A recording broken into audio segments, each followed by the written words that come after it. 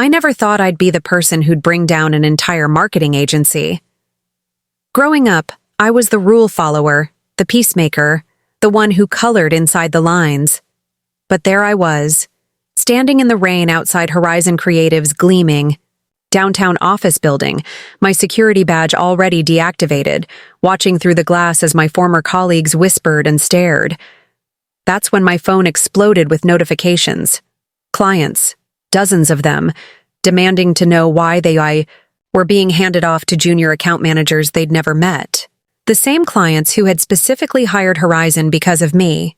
Before we jump back in, tell us where you're tuning in from, and if this story touches you, make sure you're subscribed because tomorrow, I've saved something extra special for you. The same clients whose collective accounts were worth over $14 million annually.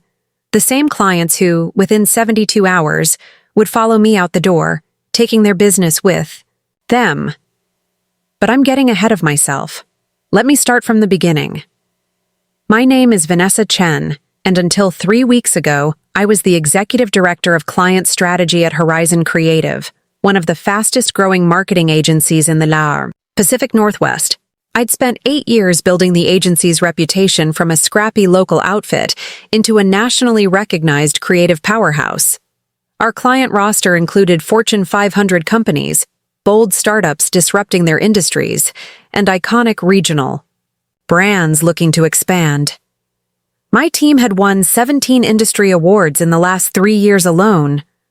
Our client retention rate was 94%, unheard of in an industry where accounts typically move every 2 to 3 years. The morning it happened was deceptively ordinary. I was reviewing the quarterly strategy for Lumina Cosmetics, our newest premium client, when Derrick appeared in my office doorway. Derrick Whitmore, Horizon's newly appointed chief operating officer and the owner's nephew. At 34, he was 2 years younger than me, but carried himself with the unearned confidence of someone who'd never faced a consequence for his mistakes. "Got a minute?" he asked, not waiting for my answer before settling into the chair across from my desk. I closed my laptop. "What's up?" "I've been looking at our org chart," he said, scrolling through his phone rather than making eye contact. "We need to streamline operations." "Okay," I replied cautiously. "I've been thinking about restructuring the creative teams myself. If we organize them by industry vertical rather than— Actually," he cut me off, finally looking up. "I'm talking about client management. Your department." Something cold settled in my stomach. Derrick had been with the company for all of 4 months. He'd spent most of that time rearranging furniture in his corner office and scheduling introductory drinks with our most attractive clients. "We're instituting a new management approach," he continued. "Starting Monday, all major client accounts will be handled by a centralized team reporting directly to me." I blinked, certain I'd misunderstood. "You're taking over my client portfolio?" "Not taking over." His smile didn't reach his eyes. "Redistributing. You've built an impressive book of business, Vanessa. But let's be honest, it's too much for one person to manage effectively. You're spread too thin." My last client satisfaction survey averaged 9.8 out of 10, I said evenly, fighting to keep my voice steady. "Revenue from my accounts is up 23% year over year." Derrick waved his hand dismissively. "Numbers on paper. I'm talking about innovation, fresh perspectives. Some of these clients have worked with you for years. They're getting comfortable, and comfortable clients don't push boundaries." "Comfortable clients renew contracts," I countered. "Comfortable clients refer new business." "Look," he said with exaggerated patience, as if explaining something to a child. "This isn't a negotiation. The decision's been made. Starting Monday, you'll be heading up our new research division. It's a lateral move with the same compensation." My mind raced. Research division? There was no research division. This was a fabricated role designed to push me aside without technically demoting me. "These are my clients," I said quietly. "I brought most of them in. They work with Horizon because they work with me." Something flickered across Derrick's face. Annoyance, perhaps, or satisfaction. That's exactly the problem, Vanessa. They're not your clients, they're Horizon's clients, and it's time you understood the difference. He stood, straightening his custom suit jacket. Take the weekend to process. I've already started reaching out to the key accounts to smooth the transition. You'll be copied on those emails, of course. As he reached my office door, he turned back. Oh, and the Lumina Cosmetics campaign? I'll be taking that presentation on Thursday. Forward me your notes by end of day. I sat frozen as he walked away, my blood roaring in my ears. Lumina was my client. I'd spent 3 months courting their CMO, learning their brand history, understanding their unique position in a crowded marketplace. I'd personally pitched them our vision for their relaunch. And now, 4 days before the critical strategy presentation, Derrick was swooping in to take credit for my work. I took a deep breath, then another. 8 years I'd given to Horizon. 8 years of early mornings and late nights, of canceled vacations and missed family events, of pouring every ounce of my creativity and strategic thinking into building something significant. And now, with a 5-minute conversation, it was being stripped away. I looked around my office, at the framed client testimonials, the industry awards, the wall of campaign mock-ups that had translated into millions in revenue for Horizon. This was my professional home, these clients my professional family, and Derrick had just announced he was putting it all up for adoption. I should have broken down. I should have marched into Catherine's office. Catherine Hayes, Horizon's founder and CEO, currently on a sabbatical tour of Southeast Asia, and demanded she intervene. I should have fired off an angry email to HR. Instead, I smiled. A small, knowing smile that would have terrified Derrick had he still been there. To see it. Okay, I whispered to my empty office. Let's play. As soon as Derrick disappeared down the hallway, I closed my door and called my friend Marcos, Horizon's IT director and the only person I truly trusted in the company's leadership team. Tell me you're not serious, Marcos groaned after I explained. What had happened? Deadly serious, I replied, keeping my voice low. He's reassigning all my accounts, effective Monday. That's corporate suicide, Marcos said. Your clients would riot. Apparently, Derrick thinks they won't notice the difference. I traced a pattern on my desk calendar, mind already racing ahead. Marcos, I need a favor. A big one. There was a pause on the line. How big are we talking? I need to know if there are any restrictions in my contract. Non-competes, client communication limits after separation. Anything that could prevent me from... From what, Vanessa? What are you planning? I stared at the Lumina presentation on my laptop, the culmination of months of strategic thinking and creativity. I'm not sure yet, but I need to understand my options. Marcos sighed. Give me an hour. And Vanessa, don't do anything rash. I promised I wouldn't, then immediately broke that promise by downloading every piece of work I'd ever created for Horizon's clients. All the strategic frameworks, campaign concepts, and performance analyses that lived on our shared server. It wasn't theft, I reasoned. These were my intellectual creations, the products of my unique perspective and expertise. I was simply ensuring I maintained access to my professional portfolio. Just as I finished transferring the files to my personal cloud storage, Miranda knocked on my door. Miranda Lee, my second in command, the brilliant strategist I'd hired straight out of graduate school 3 years ago and mentored to become one of our most valuable team members. Hey, got a second? She asked, looking uncharacteristically nervous. Always for you, I said, gesturing to the chair Derrick had occupied earlier. What's up? Miranda closed the door behind her and sank into the seat. Derrick just called me. Into his office, she said, lowering her voice. He offered me a promotion to head up the new centralized client team. Preparing and narrating this story took us a lot of time, so if you are enjoying it, subscribe to our channel. It means a lot to us. Now back to the story.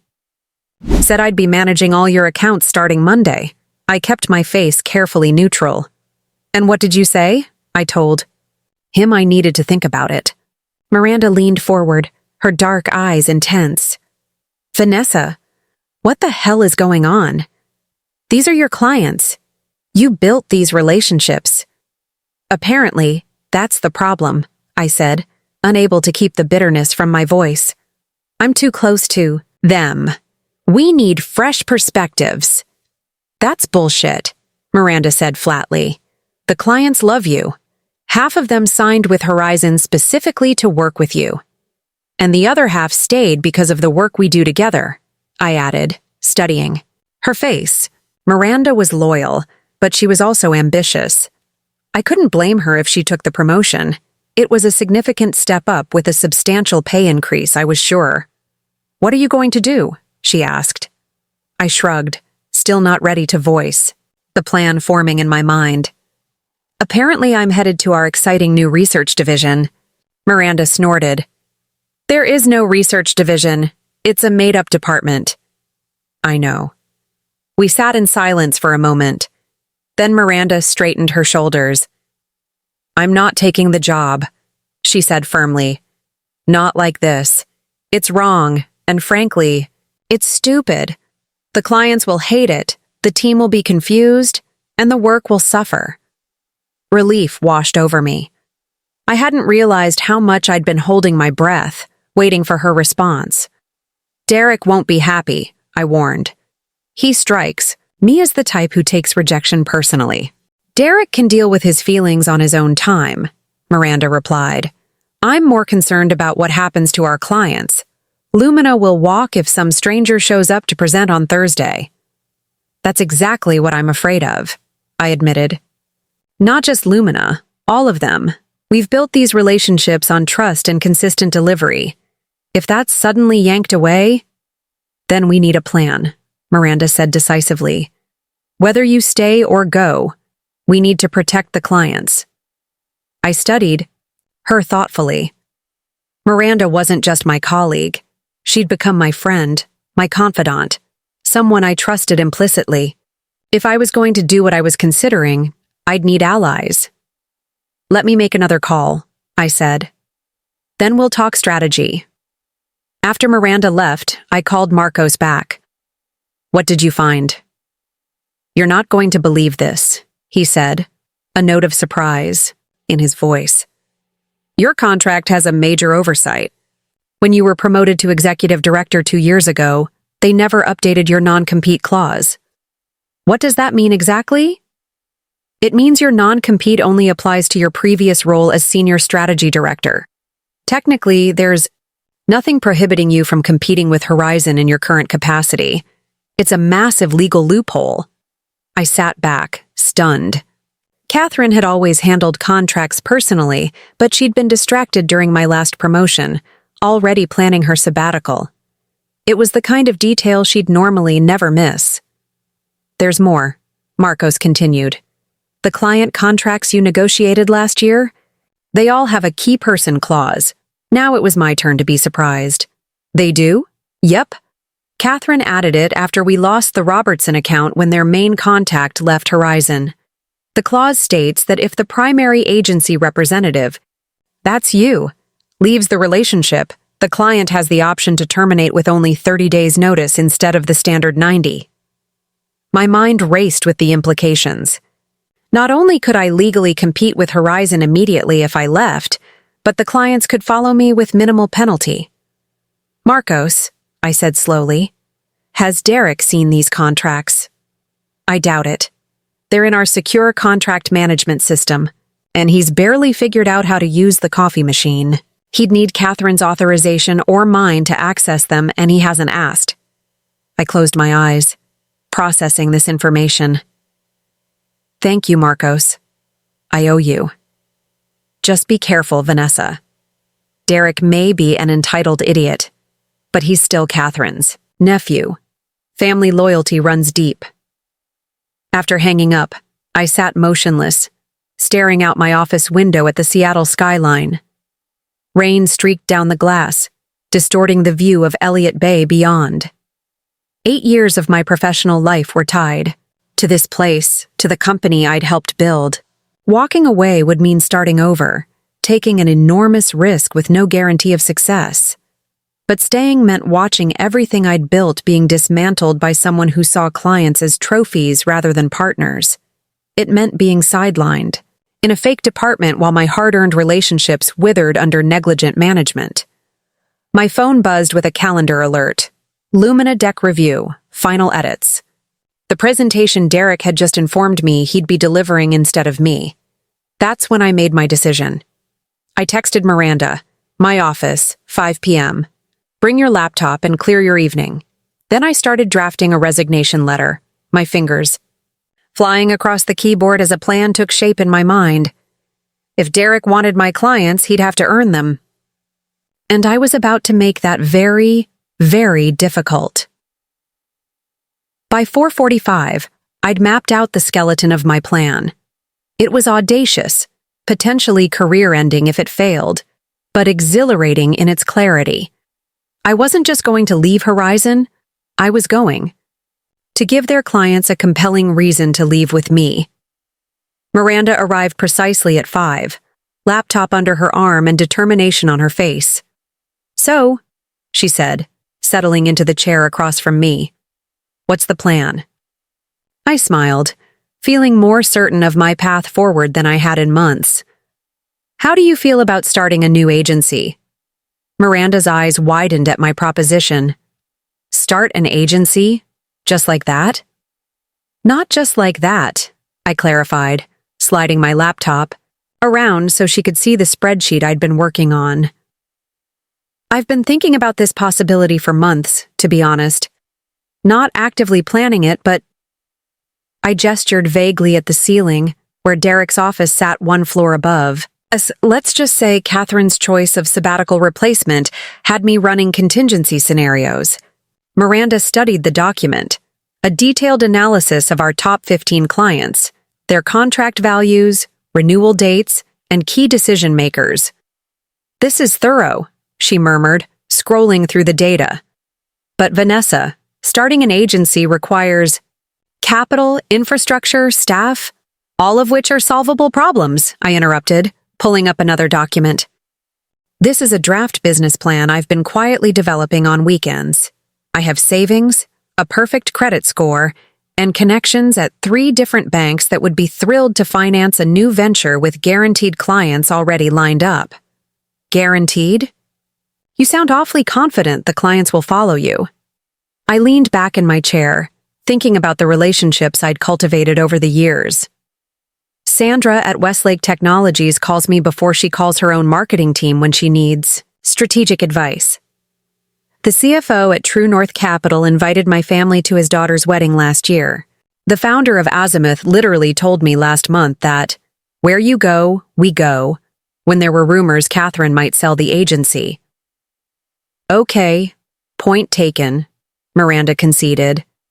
"But we're talking about multi-million-dollar contracts. These companies have procurement departments, legal reviews, formal RFP processes, which they instituted after bad experiences with other agencies," I finished for her. "Processes they routinely bypass for us because we've proven our value. And now, thanks to that key person clause Marcos discovered, they have a contractual escape hatch if I leave." Miranda nodded slowly, the reality of the situation setting in. "So what's the immediate plan? You're not just going to march into Derrick's office and quit, right?" "Absolutely not," I said, pulling out a notepad where I'd mapped out the next 72 hours in meticulous detail. "If we're doing this, we're doing it right." I outlined my strategy, and Miranda's expression transformed from skepticism to something approaching awe. By 8 p.m., we'd refined the plan and assigned tasks. By midnight, working from Miranda's apartment for security, we'd drafted the foundational documents for what would become Prism Strategy Partners. The next morning, Saturday, I arrived at the office early. Weekend work wasn't unusual for me, so my presence wouldn't raise suspicions. I needed to gather certain materials and prepare for what would come next. At precisely 10 a.m., I called Eliza Kim, Chief Marketing Officer at Lumina Cosmetics, our newest and potentially most lucrative client. "Vanessa," she answered warmly. "Working weekends again? You know that's why I hired you. Nobody outworks Vanessa Chen." I smiled despite my nerves. "Eliza, I have something important to discuss. Do you have a few minutes, privately?" There must have been something in my tone because her voice immediately shifted from casual to concerned. "Of course, give me 2 minutes to step outside." While waiting, I glanced at the Horizon mission statement framed on my office wall. Creating future-proof strategies through authentic partnerships. The irony wasn't lost on me. "I'm alone now," Eliza said when she returned to the call. "What's going on?" "There's been a significant change at Horizon that will affect the Lumina account," I began carefully. "I've been informed that I'll no longer be leading your strategy development." "What?" "That's unacceptable," Eliza replied immediately. "We signed with Horizon specifically because of you, Vanessa. Our contract is with you." "Technically, it's with Horizon Creative," I corrected, gently. "Don't play lawyer with me," she said, but I could hear the smile in her voice. "Who's taking over? And why?" I chose my words deliberately. "Derrick Whitmore will be presenting the strategy on Thursday. He's the new COO and Catherine's nephew. As for why? Officially, it's part of a reorganization. Unofficially, I believe Derrick wants to personally manage our most prestigious accounts." A moment of silence stretched between us. Then Eliza sighed. "This puts me in an awkward position. Vanessa, we're 3 weeks from a major product launch, and now our key agency partner is being switched out. The board will have questions." "I understand completely," I said. "And I want to be transparent with you. I'm considering my options at Horizon. This reorganization impacts all my client relationships, not just Lumina." Another pause. "Are you telling me you might leave?" "I'm exploring possibilities," I replied carefully. "But regardless of my decision, I wanted you to hear about the Lumina account changes directly from me rather than via email from someone you've never met. I appreciate that." Eliza's voice had taken on the clipped efficiency she used when processing unwelcome information. "Can we have coffee tomorrow? Off the record?" "Absolutely. How about Elm Street Cafe at 9 a.m.? After we hung up, I made 7. More nearly identical calls to my top clients. Every conversation followed the same pattern: shock, dismay, and a request to meet privately. By noon, my Sunday was booked solid with unofficial client meetings. When I finished the calls, I found a text from Miranda. "Business license application submitted. Website domain secured. Starting on pitch decks now." I smiled. We were really doing this. I spent the afternoon in Horizon's empty office, copying templates, refining strategic models I'd developed, and gathering case studies of my team's best work. All materials I had personally created and were not proprietary to Horizon. I was careful to leave client data untouched. I wouldn't need to take any confidential information to prove my capabilities. As I worked, I noticed a light on in the conference room down the hall. Curiosity drew me toward it. Through the glass door, I saw Derrick hunched over a laptop, staring at what appeared to be the Lumina presentation. My presentation. He was visibly frustrated, deleting slides and rearranging content without understanding. The strategic flow I'd carefully constructed. I could have walked away. Should have walked away. Instead, I knocked lightly on the door. Derrick looked up, startled. "Vanessa, what are you doing here on a Saturday?" "I could ask you the same thing," I replied, stepping into the room. "Having trouble with the Lumina deck?" His expression hardened. "Just making some improvements. Your approach was overly complicated." I glanced at the screen where he'd deleted an entire section about Lumina's core competitive advantage, the linchpin of their entire relaunch strategy. That section explains why their proprietary ingredient technology matters to their primary demographic, I said mildly. It's the foundation for everything that follows. Derrick's jaw tightened. I think I understand what makes a compelling presentation. Of course, I said, turning to leave. Just thought I'd offer some context. Eliza is particularly interested in how that technology translates to market differentiation. Wait, he called as I reached the door. I paused but didn't turn around. Maybe you could walk me through the strategic framework, just so I'm clear on your thinking. I slowly turned back. This was an unexpected opportunity. Sure, I said, taking a seat across from him. Happy to help. For the next hour, I explained my approach to the Lumina strategy in excruciating detail, watching Derrick struggle to keep up. I deliberately overloaded him with information, context, and nuance that he couldn't possibly absorb in one sitting. I pointed out client sensitivities he would never remember and referenced conversations he hadn't been part of. By the time I finished, he looked overwhelmed. Don't worry, I said with professional cheerfulness as I stood to leave. I'm sure. You'll be great on Thursday? I walked out knowing I'd just ensured the opposite. Sunday morning found me at the Elm Street Cafe, seated at a corner table with a perfect view of the entrance. Eliza arrived precisely at 9 a.m., immaculately dressed despite the casual weekend setting.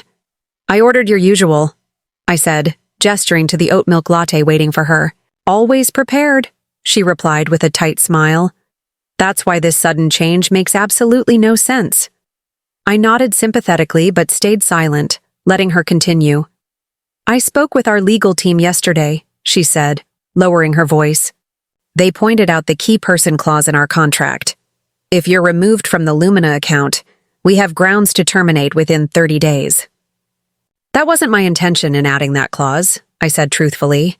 It was meant as protection against unexpected staffing changes. Like this one? Eliza raised an eyebrow. Vanessa, I need to be direct. Are you leaving Horizon? I took a deep breath. This was the moment of truth, the point of no return.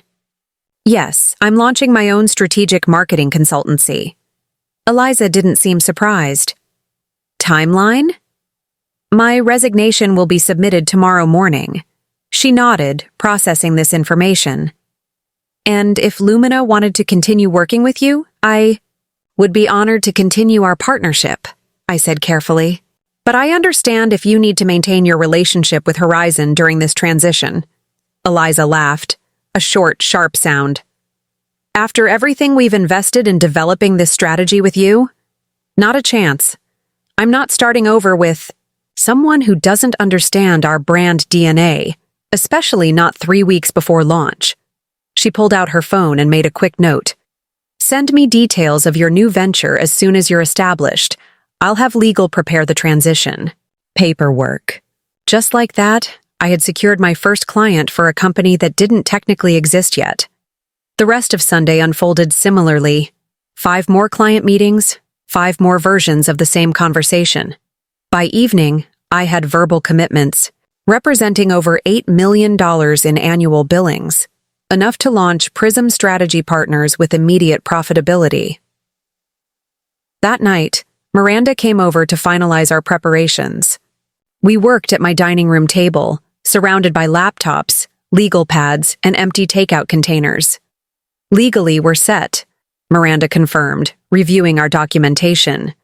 The business license is being expedited. I've secured temporary office space in the Metropolitan Tower.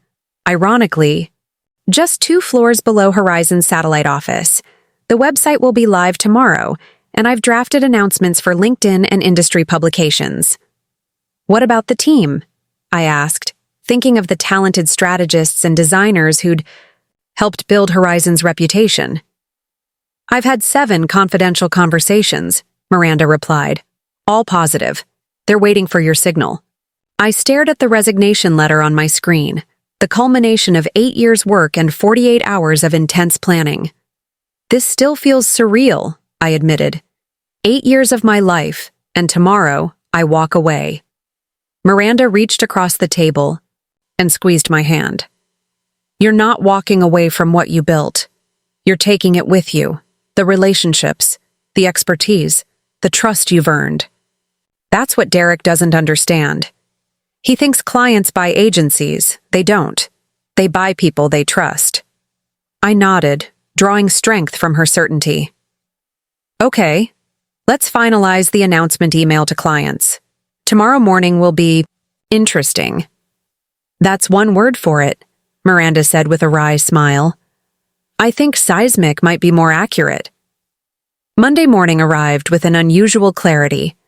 I dressed carefully in my power suit, charcoal gray with subtle pinstripes, AI, silk blouse in deep teal, and the diamond earrings my mother had given me when I landed my first major client at Horizon. Armor for the battle ahead. I arrived at 7:30 a.m., early even by my standards. The office was quiet, with only the facility's staff and a few early risers present.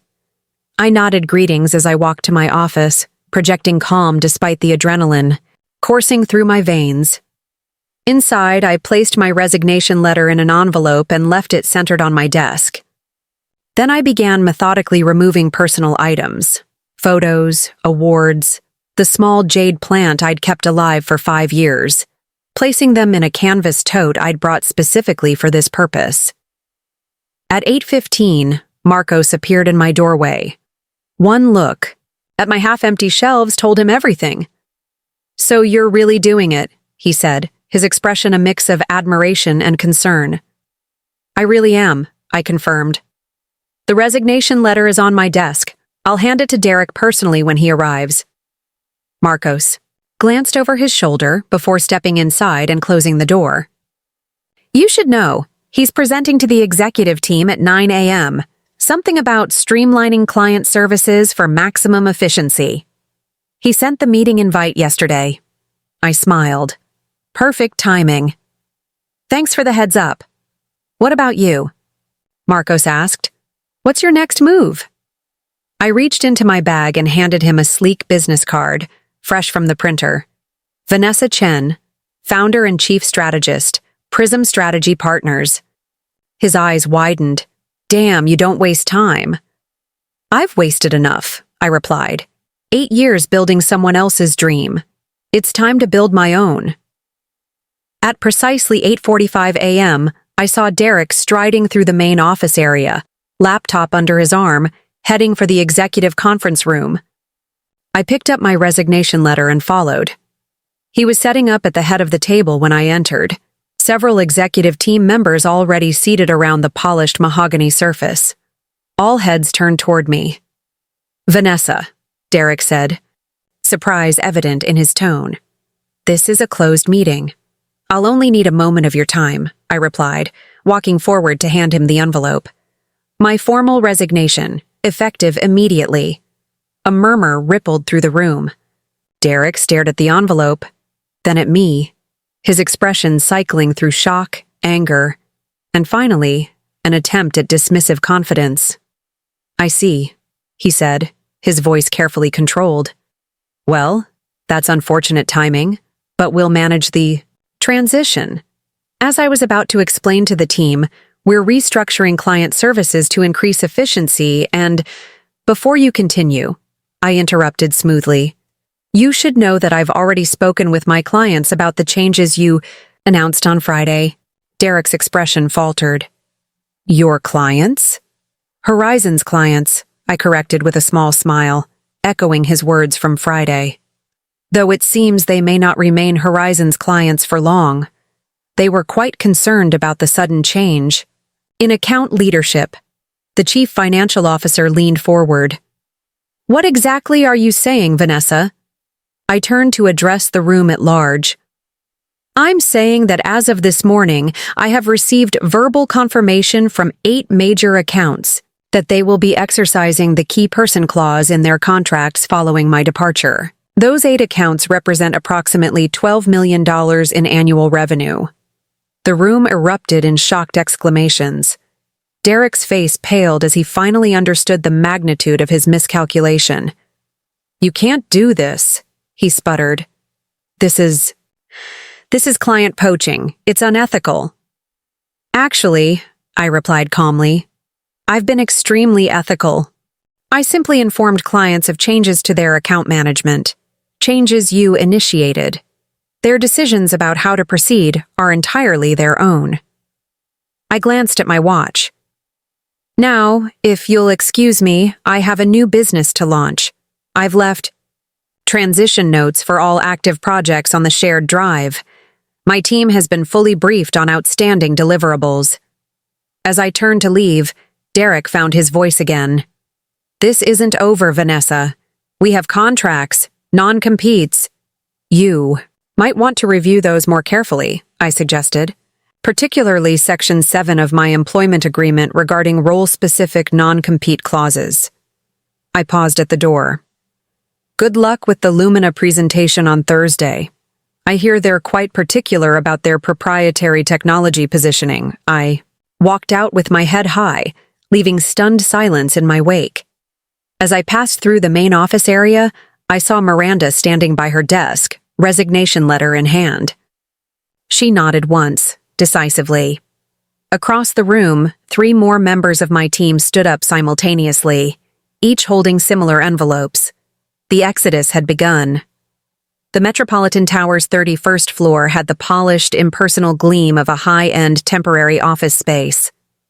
Floor-to-ceiling windows offered panoramic views of the city, but the interior was deliberately neutral: beige walls, blonde wood, and frosted glass partitions. It wasn't much, but it was ours. Home sweet home, at least for the next 3 months, Miranda said, setting a cardboard box of office supplies on what would become our communal workspace. "The permanent space in Pioneer Square will be ready by then." I surveyed our modest kingdom: 5 private offices, a conference room, and an open area that could accommodate another 10 workstations. By tomorrow afternoon, 11 of us would occupy this space: myself, Miranda, 3 senior strategists, 4 designers, 2 account managers, and an operations coordinator. All formerly employed by Horizon Creative as of 48 hours ago. "It's perfect," I said, feeling a strange mix of terror and exhilaration. This wasn't just a workspace. It was physical proof that we had actually done it, walked away from security, and jumped headfirst into the unknown. My phone buzzed with a notification from LinkedIn. The announcement of Prism Strategy Partners had gone live an hour ago, and the response was overwhelming. Former colleagues, industry connections, potential clients, all expressing support and, more importantly, interest. "Vanessa," Miranda called from the conference room, "you need to see this." I joined her at the large monitor she'd just connected. On screen was the industry news site Ad Age, featuring a just-published article, "Mass Exodus at Horizon Creative, as star strategist Chen launches rival agency." "That was fast," I murmured, scanning the article.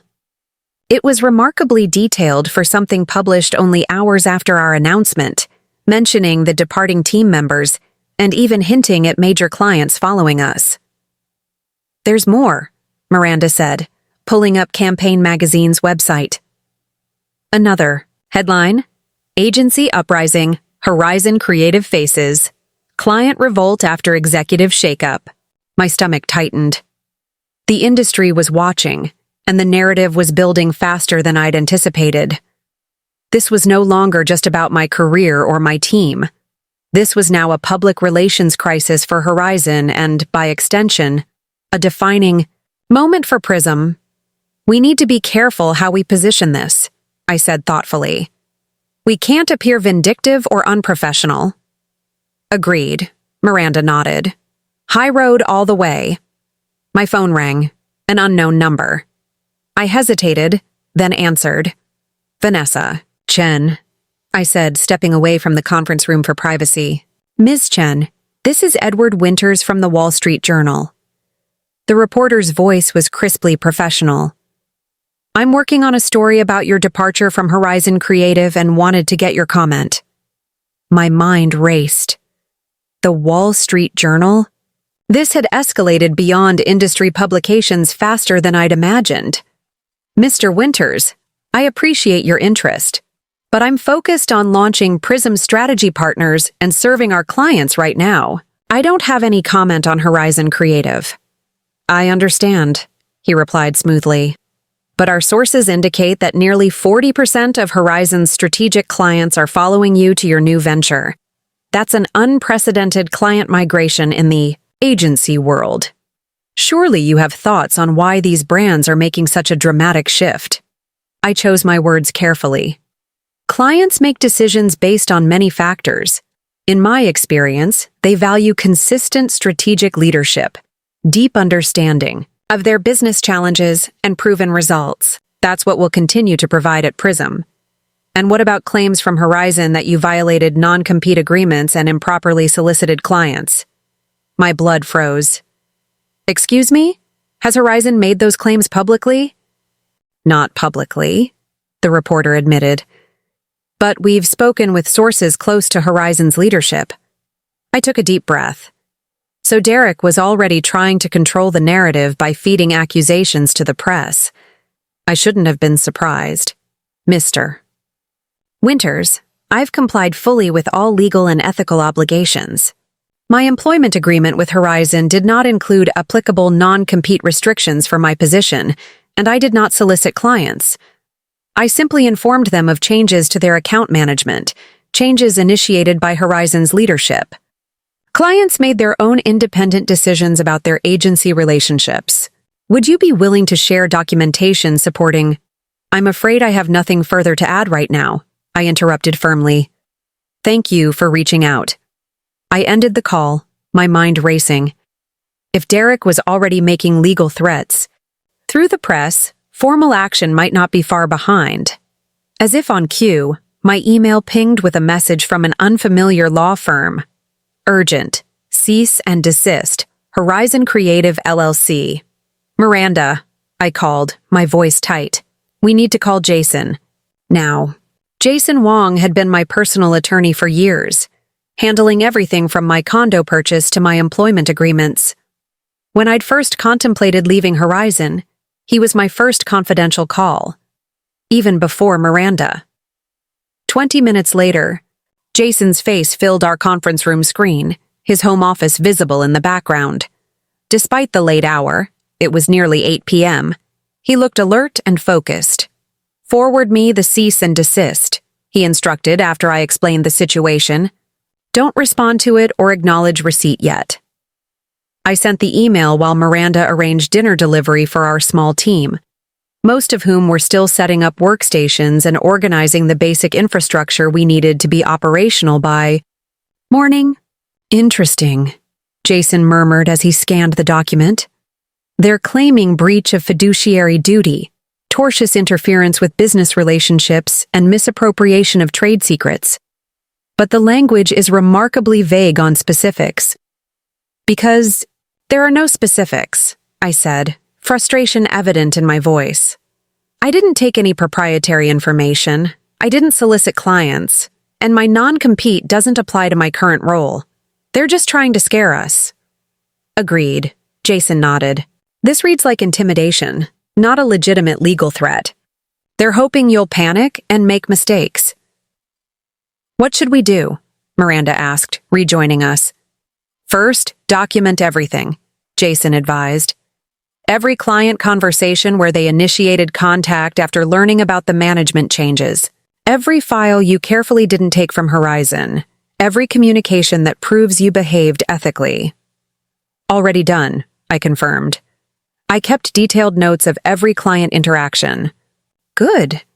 Second, we prepare a measured response through counsel. My firm to their firm, keeping you at arm's length from direct engagement. Third, we document any communication from Horizon that could be construed as defamatory. I nodded, feeling slightly calmer. And the Wall Street Journal reporter? No further comment for now, Jason said firmly. But have a statement ready if the article runs. something that emphasizes your professionalism and commitment to clients without directly attacking Horizon. After the call ended, Miranda studied my face. You expected this, didn't you? Not this quickly, I admitted. But yes, I knew Derrick wouldn't just accept defeat. His ego wouldn't allow it. So what's our next move? I glanced around at our fledgling agency, our team working late into the night, united by a shared vision, and perhaps a shared risk.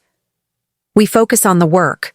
We deliver for our clients so brilliantly that no one can question why they chose to follow us. The next morning brought another surprise. As I arrived at our temporary office, coffee in hand, I found Eliza Kim from Lumina Cosmetics waiting in the lobby. Eliza, I said, surprised. Our meeting isn't until tomorrow. Is everything all right? She smiled, but her expression was tense. We need to talk, Vanessa, privately. Upstairs, I led her to my sparsely furnished office.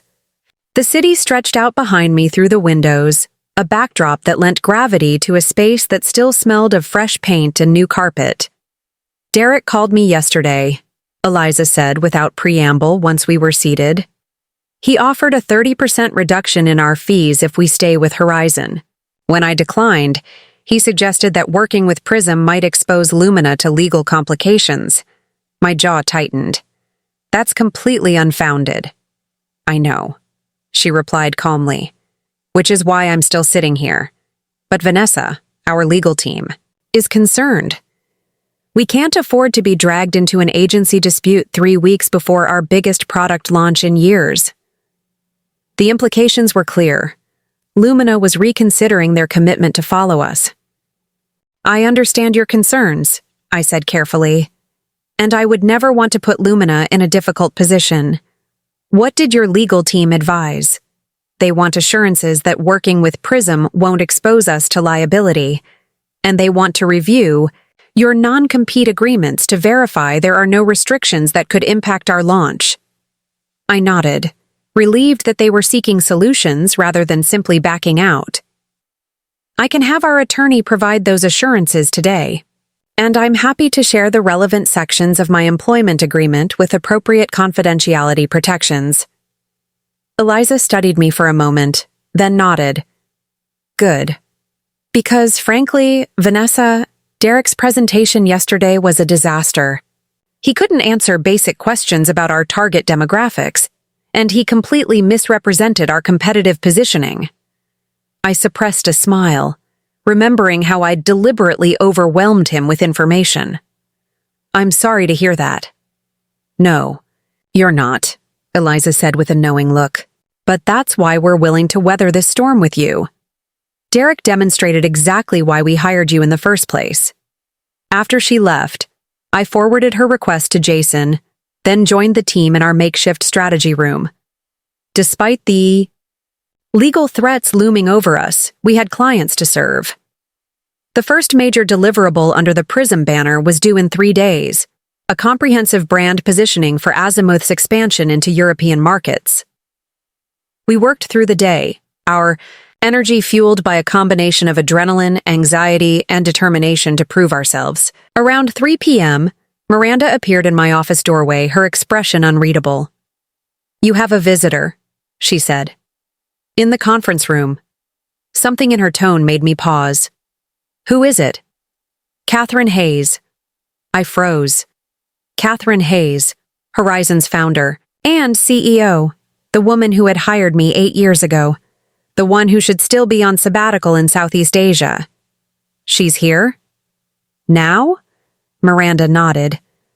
Apparently, she cut her trip short when she heard what happened. My mind raced. Catherine was Derrick's aunt, but she was also a savvy businesswoman who had built Horizon from nothing. Would she be here to threaten legal action in person? To try to persuade me to return? To negotiate some kind of truce? Did she say what? She wants? Just to speak with you. Alone. I smoothed my skirt and straightened my shoulders. All right, let's not keep her waiting. Catherine stood by the windows when I entered, gazing out at the city that had been home to her agency for nearly 2 decades.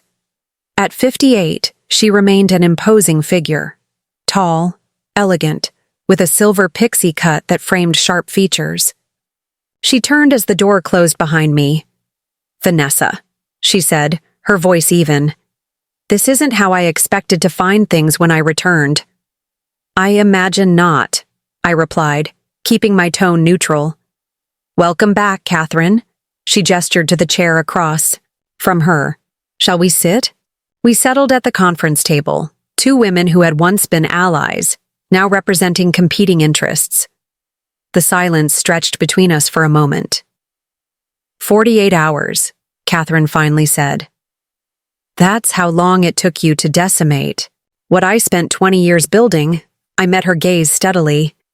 "That's not what happened, and you know it." "Do I?" "Because from where I'm sitting, my executive director of client strategy just walked out the door with 8 major accounts and a third of my senior staff.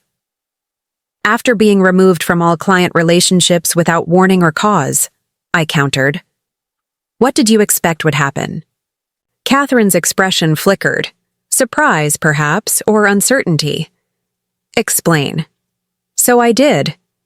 I recounted my conversation with Derrick in detail, his casual dismissal of my client relationships, the fabricated research division, his plan to take over the Lumina presentation despite having no involvement in the strategy. As I spoke, Catherine's expression hardened, not with anger at me, I realized, but with something else entirely. "When did this happen?" she asked when I finished. "Friday morning," I replied. By Monday I had resigned, and by yesterday afternoon we had signed contracts with 6 of the 8 clients who chose to follow me. Catherine closed her eyes briefly.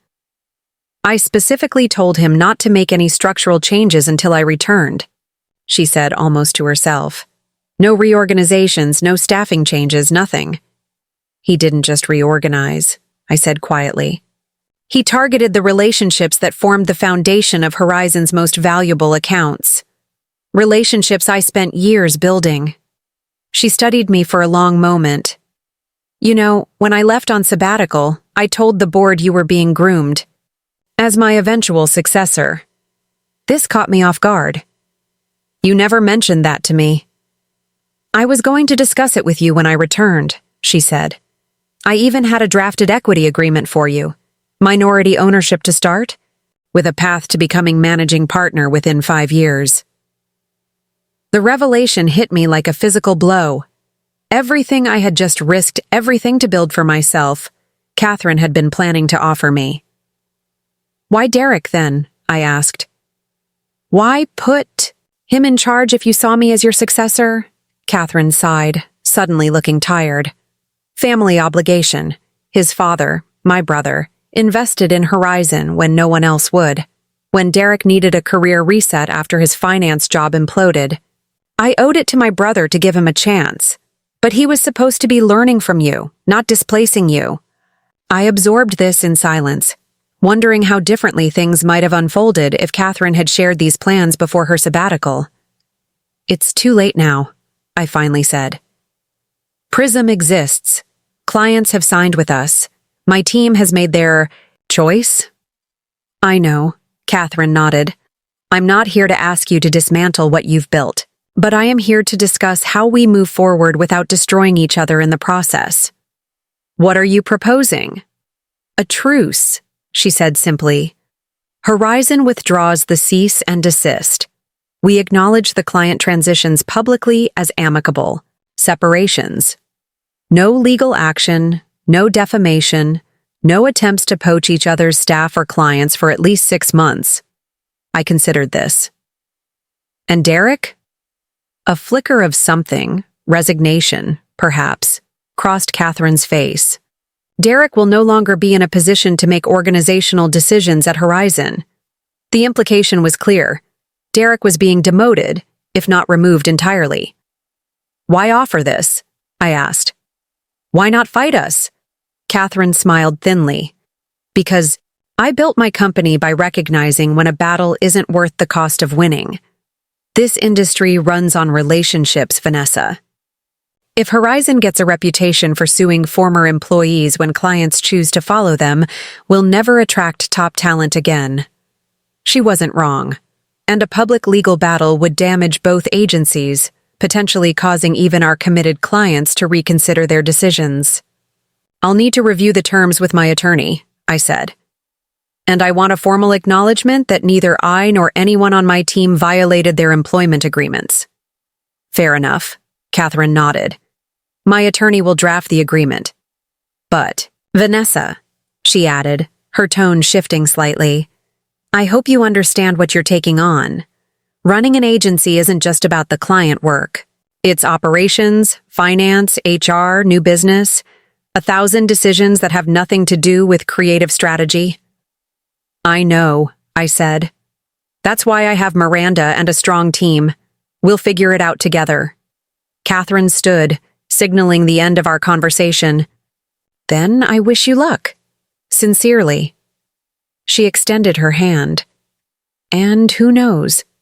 Perhaps one day when this is behind us, we might even find ways to collaborate. I stood and shook her hand. Perhaps, I agreed, though we both knew it was unlikely, as I walked Catherine to the elevator. I felt a strange mix of emotions. Vindication that Derrick was facing consequences, relief that the legal threats were evaporating, but also a wistful curiosity about the path I might have taken had I known about Catherine's succession plans.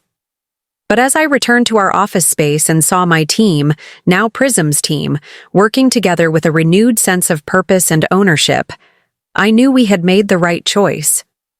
Some opportunities aren't given, they're created. Sometimes the path forward only appears when you're brave enough to step off the path someone else has laid for you.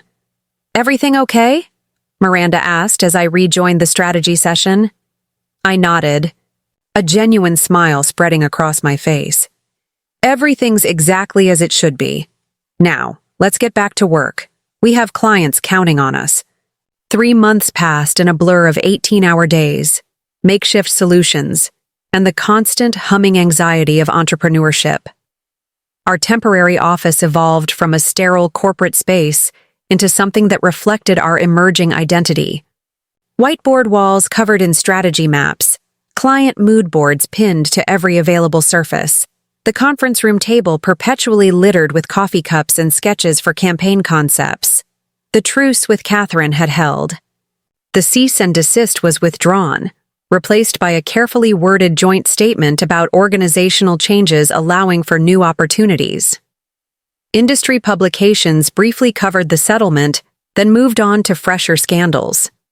Derrick, as expected, had been quietly shifted to a nebulous strategic initiatives role that kept him away from client relationships and operational decisions. Delivery team's waiting, Miranda announced, poking her head into my office. Azimuth final presentation in 15 minutes. I nodded, scanning the deck one last time. The Azimuth European expansion strategy had become our proving ground, the first major project conceived and executed entirely under the Prism banner. Its success or failure would define our agency's early reputation. How's Simon doing? I asked, referring to the junior strategist who had been instrumental in developing the cultural insights that formed the backbone of our approach. Nervous, but prepared, Miranda replied. You were right to give him this opportunity. The research depth is remarkable. This was one of the changes we'd implemented at Prism that differentiated us from Horizon. Junior team members were given significant responsibility and visibility with clients, not just supporting roles. It was a risk, but one that was already paying dividends in team loyalty and fresh thinking. We gathered in the conference room, now connected via video to Azimuth's executive team in Seattle, London, and Frankfurt. As I opened the presentation, I caught Simon's eye and gave him an encouraging nod. 3 months ago, you asked us a question, I began, addressing Mark Brennan, Azimuth's founder and CEO. You asked whether European consumers would connect with your brand story the same way North Americans have. Today, we're going to show you not just the answer to that question, but a pathway to making Azimuth resonate even more powerfully across European markets than it does here at home. For the next hour, We walked the Azimuth team through our strategy, a region-specific approach that honored the company's core values while acknowledging important cultural differences in how sustainability and social responsibility were perceived across European markets. Simon presented his research findings flawlessly, responding to executive questions with confidence and nuance. When we finished, Mark leaned toward his camera, his expression thoughtful. "This is exactly why we followed you to Prism, Vanessa. The depth here, the cultural understanding, it's exceptional." "Simon deserves most of the credit," I said, highlighting our junior strategist. His research approach revealed insights we wouldn't have uncovered with traditional methods. Mark nodded appreciatively. "Well, Simon, you've given us a lot to think about, and a good deal more confidence about our European launch." After the Azimuth team disconnected, our conference room erupted in muted celebration, professional. Enough to maintain decorum, but with an undercurrent of relief and triumph that was impossible to suppress. "First major strategy approved," Miranda said quietly beside me. "On time and on budget." With glowing client feedback, I added, "This calls for a real celebration. Dinner tonight, whole team, on me." As the team dispersed to their workstations, my phone buzzed with a text from an unknown number. "Congratulations on Azimuth. Heard it went well. Coffee sometime?" Catherine. I stared at the message, unsure how to respond. Despite our truce, Catherine and I hadn't spoken since her visit to our office 3 months earlier. What could she possibly want to discuss now? Curiosity won out. "Thanks. Sure, when?" The response came quickly. "Tomorrow, 8 a.m., Westlake Park." Just you. That evening, as promised, I took the team to dinner at Canlis, an extravagance that reflected the significance of our milestone. Around the table sat 12 people who had taken an enormous leap of faith, leaving the security of established careers to build something new with me. Their trust was a responsibility I felt in my bones. "A toast," I said, raising my glass once everyone was served. "To the bravest, most talented team I've ever had the privilege to work with. What we've built in 3 months would take most agencies years." "To Prism," they echoed, glasses clinking. As dinner progressed, I found myself in conversation with Elena, our operations coordinator who had previously been buried in Horizon's accounting department. "I've been meaning to tell you something," she said, her expression earnest. "My brother works at Lennox Media." Lennox Media was one of Horizon's largest remaining clients, a regional publishing company with ambitious digital transformation goals. "He's on their digital strategy team," Elena continued. "He mentioned they're frustrated with Horizon's work since you left. Apparently, the replacement team doesn't understand their business model." I nodded carefully. "That's unfortunate for them." "My brother asked if you'd be willing to have an unofficial conversation with their CMO," she added. "Very quietly, of course. They're still under contract with Horizon for another 6 months. Under our agreement with Catherine, we had promised not to proactively pursue Horizon's clients for 6 months. But if a client initiated contact—" "Have your brother give the CMO my personal email," I said. "No promises, but I'm always happy to have a conversation." The next morning, I arrived at Westlake Park 15 minutes early, choosing a bench with a clear view of the approaches. The October air was crisp, carrying the first hints of autumn. I sipped my coffee, wondering what Catherine could possibly want. She appeared precisely at 8, dressed in her signature minimalist style, charcoal wrap coat, simple silver jewelry, not a hair out of place. She spotted me immediately and approached with confident strides. "Vanessa," she greeted, settling beside me on the bench. "Thank you for meeting me." "I was intrigued by your message," I admitted. "Congratulations on stabilizing Horizon. I've heard things have settled down." A wry smile crossed her face. "Stabilized is one word for it. We've stopped the bleeding. Certainly. Kept most of the remaining clients. brought in a few new ones, but it's not the same agency it was before. I waited, sensing there was more. I'm selling Horizon, she said simply. The statement hit me like a physical blow. What? To whom? Meridian Partners, she replied, naming one of the largest marketing holding companies in the country. The deal finalizes next month. I processed this information, understanding its significance. Meridian was known for acquiring independent agencies, extracting their client relationships and top talent, then gradually dismantling their unique cultures in favor of corporate standardization. Why? I asked, genuinely puzzled. Horizon is your legacy. Catherine gazed out at the park, her expression unreadable. Was my legacy? After what happened with Derrick, after watching how quickly it all unraveled? She paused. The truth is, I don't have the energy to rebuild again. And the reality of our industry is changing. Independent agencies are struggling against the holding companies with their integrated service offerings and global reach.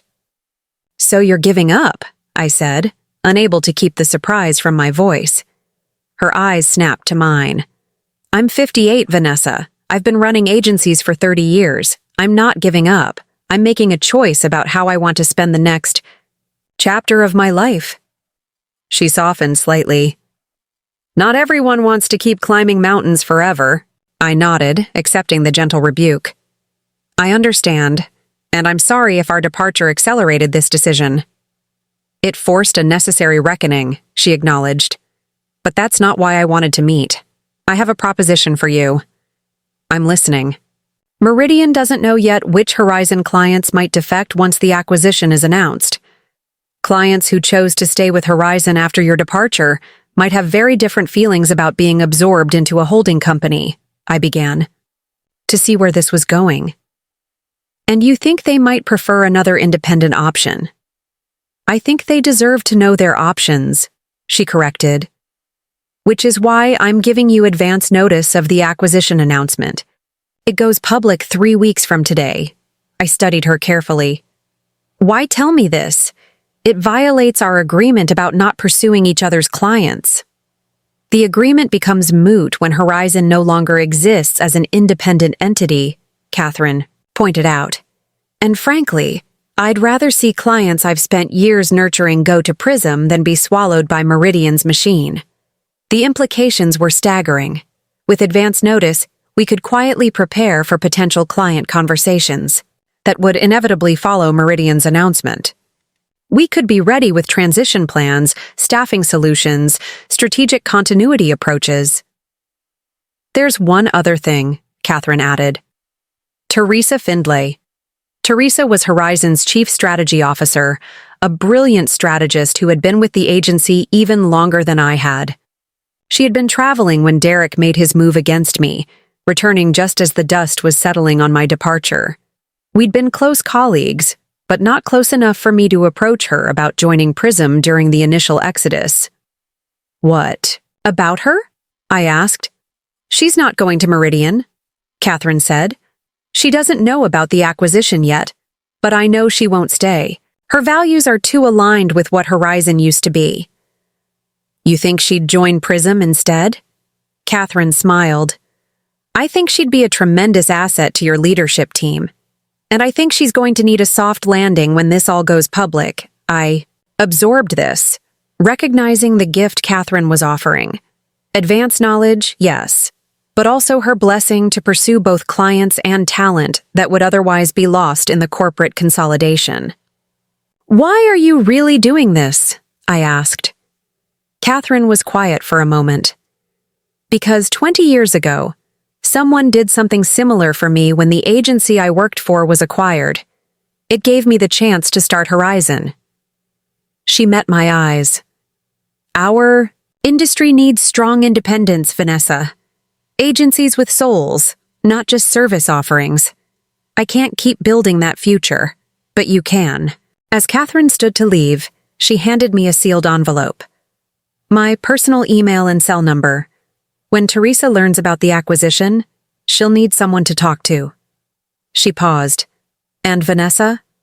Build something that lasts. I watched her walk, away, the envelope heavy in my hand, my mind already racing with possibilities. The acquisition announcement would create a seismic shift in our market, and positioned correctly, Prism could emerge as the natural home for clients and talent, seeking refuge from corporate consolidation. Back at the office, I found Miranda waiting anxiously. "How was coffee with Catherine?" I smiled, a mixture of determination and excitement coursing through me. "Enlightening. Call the leadership team together. We have 3 weeks to prepare for our next phase of growth." Miranda raised an eyebrow. "What happened?" "Let's just say the universe has a sense of irony," I replied.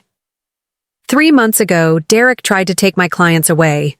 Now, thanks to his actions, we may end up with the entire agency. The news broke on a Tuesday morning, splashed across the front page of the business section. Meridian Partners acquires Horizon Creative and Strategic Market Expansion. The article detailed the acquisition in clinical terms: transaction value, strategic rationale, market positioning, the human element entirely absent from the corporate narrative. Within hours, our phones began ringing. I was in the middle of reviewing creative concepts for Lumina's European campaign when Miranda appeared at my door, her expression a mixture of excitement and concern. "Vanessa, we have 8 client calls waiting, all from Horizon accounts. Thanks." To Catherine's advance warning, we were prepared. 3 weeks of careful planning had yielded a comprehensive transition strategy for each of Horizon's major clients. We had assessed capacity needs, identified potential team expansions, and developed streamlined onboarding procedures. We were ready. "Implement Protocol Meridian," I said, the code name for our response plan. "Full team in the war room in 15 minutes. The war room was our largest conference room, transformed over the past 3 weeks with client profiles, competitive analyses, and transition timelines covering every wall. As the team assembled, I took a moment to absorb the significance of what was happening. The agency landscape in our city was about to undergo a fundamental shift, and Prism was positioned at the center of it. "All right, everyone," I began once the room settled. "The Meridian acquisition is public, and as expected, Horizon clients are already reaching out. Each of you has your assigned accounts and transition protocols. Remember, we're not just offering a lifeline, we're offering a better future than they had at either Horizon or Meridian." Over the next 72 hours, we conducted 17 client meetings, addressed 23 urgent inquiries, and developed 9 emergency transition proposals. Our temporary office became a 24/7 operation, with team members taking shifts to ensure continuity as we fielded inquiries from across time zones. The Pioneer Square space we'd been renovating for our permanent headquarters accelerated its timeline, with contractors working double shifts to have it ready 2 weeks ahead of schedule. By Friday afternoon, we had secured verbal commitments from 5 former Horizon clients, representing an additional $7.3 million in annual revenue.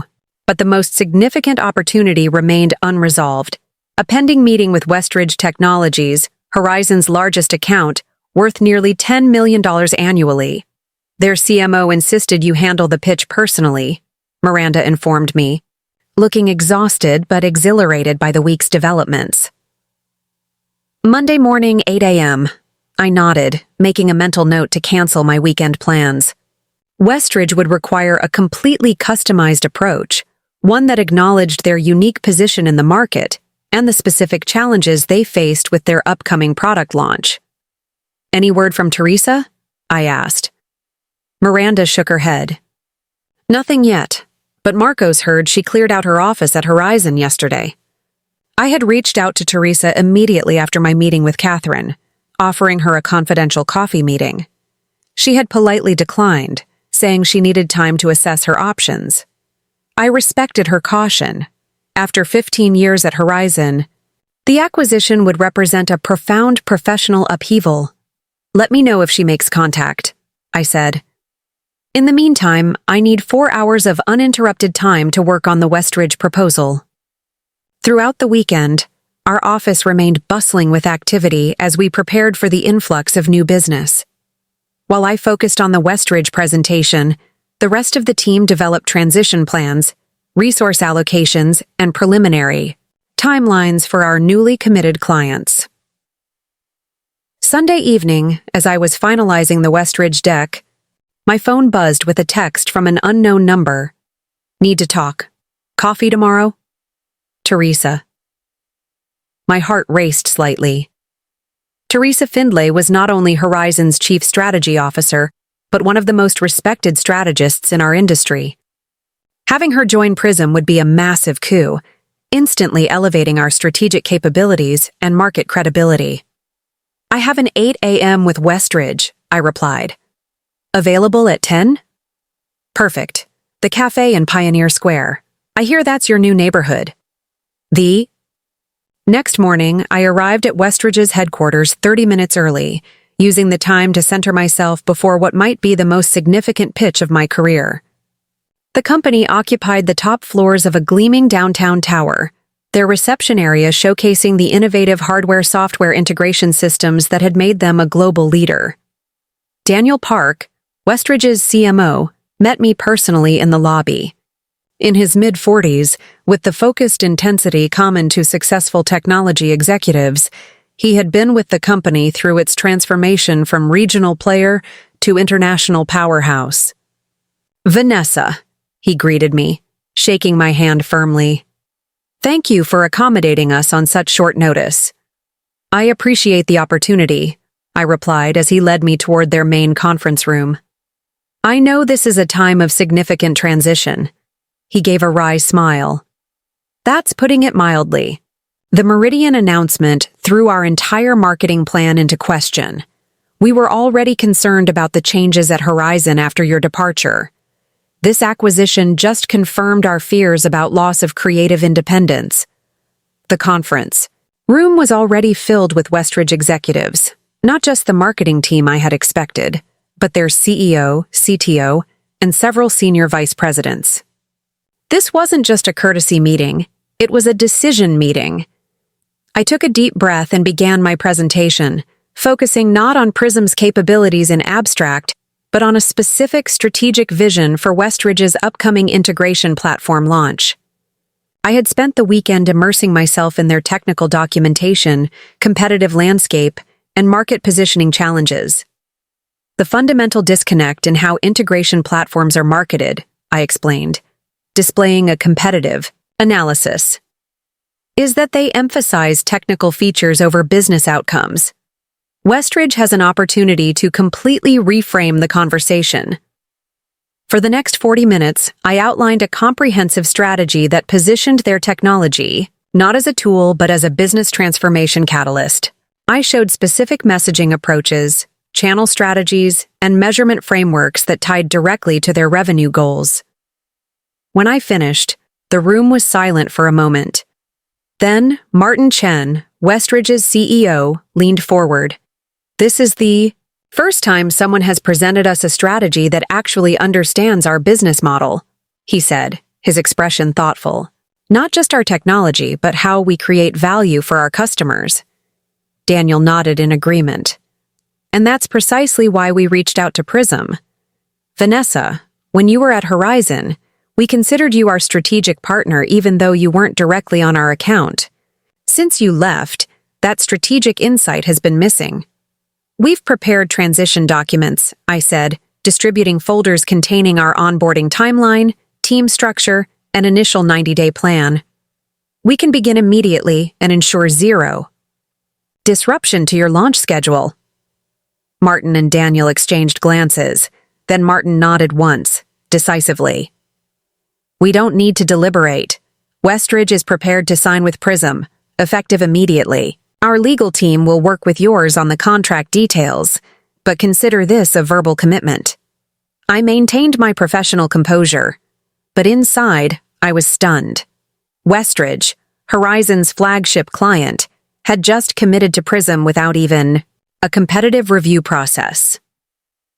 After the meeting concluded and commitments were confirmed, I walked back towards our soon-to-be-opened Pioneer Square office, processing the magnitude of what had just happened.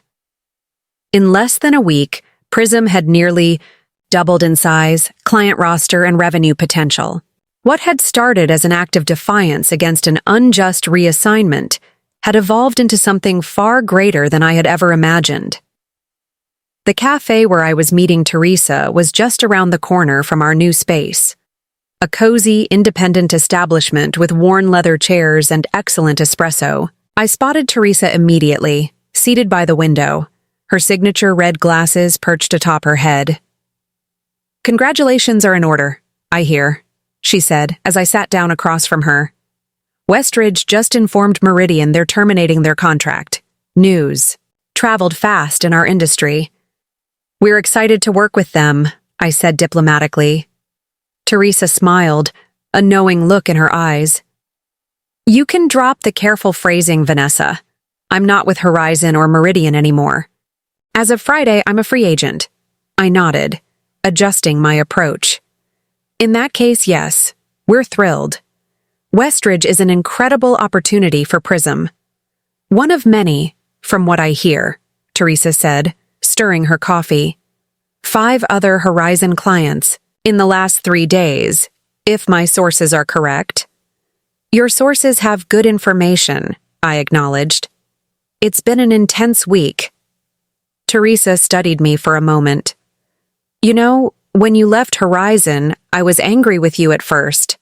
I thought you were being impulsive, that you should have fought harder to stay. And now?" I asked. "Now I think you saw the writing on the wall before any of us." Catherine checked out long before her sabbatical. The agency's culture was already eroding. Derrick was just the final catalyst. I thought about Catherine's revelation, that she had been grooming me as her successor. "I would have stayed if circumstances had been different," I admitted. "Horizon was my professional home for 8 years. But you've built something remarkable in just a few months," Teresa observed. "The industry is watching, Vanessa. What you've accomplished with Prism isn't just impressive. It's inspiring." "We have an amazing team," I said. "But we're growing. Quickly. Too quickly, perhaps. We need experienced leadership to help manage the expansion." Teresa set down her coffee cup. "Is that a job offer?" "It could be," I replied carefully. "What would you be looking for in your next role?"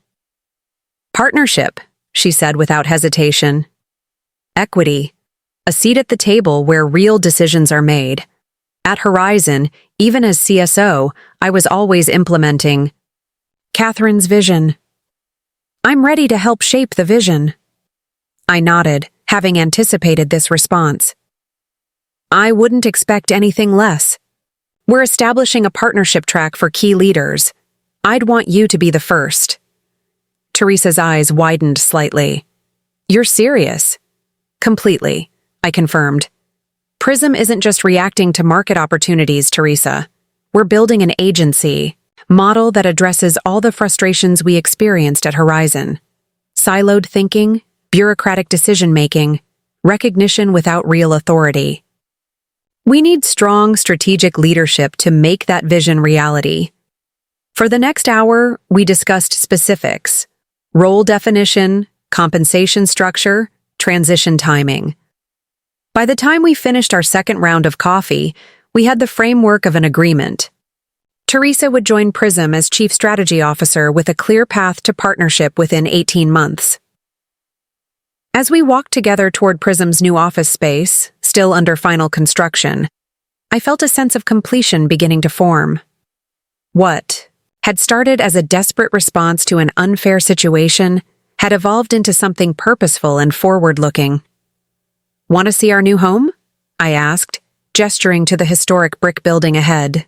Teresa nodded, and I led her through the contractor's entrance up to the 3rd floor where our permanent office was taking shape. The space was magnificent. High ceilings with exposed beams, massive windows flooding the rooms with natural light, original brick walls contrasting with modern fixtures and furnishings. Workers were installing our custom workstations and conference room glass, but the agency's potential was already evident in the bones of the space. "This feels right," Teresa said, turning slowly to take in the panoramic view of Elliott Bay from the west-facing windows. It feels like the future. Just then, my phone buzzed with a notification. It was an industry news alert. Exodus continues. 3 more senior executives leave Horizon following Meridian acquisition. I showed the headline to Teresa, who nodded knowingly. The best ones will be looking for new homes. Not everyone wants to work for a holding company. Then we'll need to make room for them, I replied, gazing around at our expanding office. The right ones, anyway. As we continued our tour, I found myself reflecting on the journey of the past 4 months. What Derrick had intended as a power play, reassigning my clients to demonstrate his authority, had instead catalyzed the creation of something new and potentially transformative. His attempt to diminish me had ultimately led to my greatest professional achievement. Later that afternoon, as the leadership team gathered to discuss our growth strategy, I looked around the table at the faces of colleagues who had become partners in this unexpected venture. Miranda, who had believed in Prism before it even had a name. Simon, the junior strategist now leading his own accounts. Teresa, bringing her wealth of experience to our nascent agency. And a dozen others, each contributing unique talents to our collective vision. We're going to need a bigger office, Miranda observed, reviewing the staffing projections for our new client roster. Already on it, I replied with a smile. The 4th floor becomes available next quarter. As the meeting progressed into detailed capacity planning, I allowed myself a moment of simple gratitude. 4 months ago, I had stood in Derrick's office, hearing that my clients were being reassigned, feeling as though the professional life I had built was being dismantled. I couldn't have imagined then that his decision would set in motion events that would lead here, to founding an agency already being recognized as a rising force in the industry. Sometimes the worst professional moments can catalyze the best opportunities if you have the courage to recognize them and act. Derrick hadn't just reassigned my clients. He had inadvertently launched my greatest professional chapter. And for that, ironically, I owed him a debt of gratitude. 1 year later, the digital billboard above Pike Street displayed our newest campaign for Westridge Technologies. Bold, innovative creative that had helped drive their integration platform to market leadership. Below it, nestled in the historic charm of Pioneer Square, Prism Strategy Partners now occupied 3 full floors of our building, with a rooftop deck that had become the venue of choice for industry events.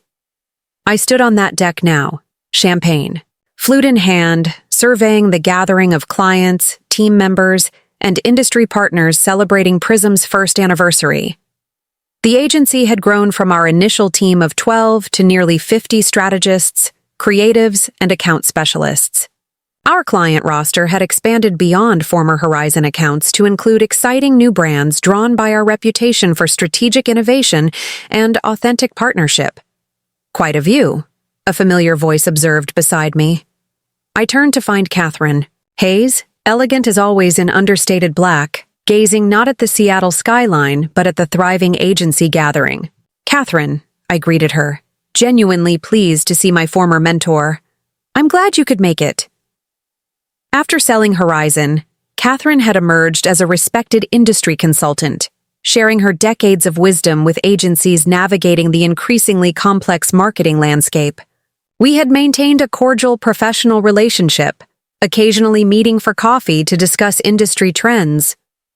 I wouldn't have missed it, she replied, her expression warm. You've built something remarkable here, Vanessa. Faster than I would have thought possible. We had a unique opportunity, I acknowledged, thinking of the Meridian acquisition that had accelerated our growth. And an exceptional team willing to take risks, Catherine nodded thoughtfully. Opportunity without execution is just potential. You've executed brilliantly. She paused, taking in the buzzing energy of the gathering. Have you seen the latest agency rankings? I smiled. The industry publication had released its annual list of top regional agencies last week, with Prism debuting at number 4. an unprecedented achievement for a firm barely a year old. "It's an honor to be recognized," I said diplomatically. "It's more than that," Catherine corrected. "It's validation of your vision. When you left Horizon, many people predicted you'd fail, that you couldn't build a sustainable agency around a few poached clients." "People do love to predict failure," I observed. "It's safer than attempting success." Our conversation was interrupted by Miranda, who approached with a slight note of urgency. "Sorry to interrupt, but the Azimuth team just arrived, and Mark is asking for you. Something about their Asia-Pacific expansion." "I'll be right there," I assured her before turning back to Catherine. "Duty calls." Catherine raised her glass slightly. "Go. We'll catch up later."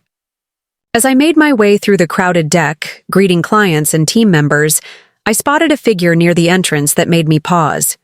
Derrick Whitmore, standing awkwardly at the periphery of the gathering, looking simultaneously out of place and determined. I changed course, approaching him directly. "Derrick," I said, keeping my tone neutral, "this is unexpected." He seemed startled by my direct approach. "Vanessa, I wasn't sure I'd make it past reception." "We don't turn away industry colleagues," I replied smoothly, though in truth I was curious why he had come. After Meridian's acquisition of Horizon, Derrick had briefly retained his nebulous strategic initiatives role before departing 6 months ago. Last I'd heard, he was working for a small digital agency across town. "Look," he began, discomfort evident in his posture. "I know this is awkward, but I wanted to congratulate you. What you've built here is impressive." I studied him, searching for the condescension or underlying resentment I had expected. Instead, I found what appeared to be genuine, if uncomfortable, respect. "Thank you," I said simply. "What are you working on these days?" "I'm with Nexus Digital now," he confirmed. "Smaller shop, focused on UX and development. I'm learning a lot, actually. Starting over, in a way." The irony wasn't lost on me. Derrick, who had tried to sideline me at Horizon, had ended up having to rebuild his own career instead. "Starting over can be clarifying," I offered, surprising myself with the absence of bitterness I felt. The truth was, Derrick no longer represented a threat or even a significant memory in my professional journey. He was simply a former colleague who had made a poor decision. An uncomfortable silence stretched between us before Derrick spoke again. "I owe you an apology," he said, the words seeming to cost him considerable effort. "What I did at Horizon, trying to reassign your clients, pushing you out, it was unprofessional and ultimately catastrophic for the agency. I hadn't expected this level of self-awareness." "Why did you do it?" I asked, genuinely curious after all this time. Derrick looked away, then back, resignation in his expression. "Insecurity, mostly. You had the respect I thought should automatically come with my position. I thought I needed to establish dominance, show I was in charge. By removing the person most critical to client relationships," he winced. "Like I said, catastrophic. I've had a lot of time to reflect on what leadership actually means. Turns out, it's not about control at all." Across the deck, I could see Mark from Azimuth scanning the crowd for me. Teresa already engaged in conversation with him. "I appreciate the apology, Derrick," I said, preparing to move on. "And I wish you success at Nexus." He nodded, seeming to understand that our conversation had reached its natural conclusion. "One last thing," he said as I began to turn away. "My uncle, James Whitmore at Continuum Brands, he's looking for a new agency. Their current shop isn't delivering. Would it be all right if I suggested he talk to you?" The gesture, offering a potential client introduction, seemed to be Derrick's way of making tangible amends. "Of course," I replied, handing him my card. "Have him call me directly." As Derrick departed and I made my way to the Azimuth team, I felt an unexpected sense of closure. The rivalry, The bitterness, the sense of injustice that had fueled my initial departure from Horizon, all had faded, replaced by the satisfaction of building something meaningful and enduring. Later that evening, as the celebration continued, under strings of lights against the darkening sky, Miranda joined me at the railing overlooking the city. "Quite a year," she observed, clinking her glass against mine. "Just the beginning," I replied, watching our team interact with the clients they'd served so passionately. "We're just getting started." "Still," Miranda pressed, "you must feel some satisfaction, seeing how far we've come since that Friday when Derrick tried to sideline you." I considered this, watching the Westridge campaign flash across the distant billboard, a visual testament to our agency's impact. "I don't think about that day much anymore," I admitted. "It was just a catalyst. What matters is what we built after." And that was the truth. What had begun as a reaction, a refusal to be diminished, had evolved into something far more significant, a vision for a different kind of agency. The clients who had followed me hadn't just been seeking continuity, they had been investing in that vision. "To catalysts, then," Miranda said, raising her glass once more. "And to the courage to act on them." As the Seattle skyline glittered before us, I silently echoed her toast. Sometimes the greatest opportunities emerge from moments that feel like defeats. The wisdom lies in recognizing them, and the courage in acting on them. Up next, you've got 2 more standout stories right on your screen. If this one hits the mark, you won't want to pass these up. Just click and check them out. And don't forget to subscribe and turn on the notification bell so you don't miss any upload from us.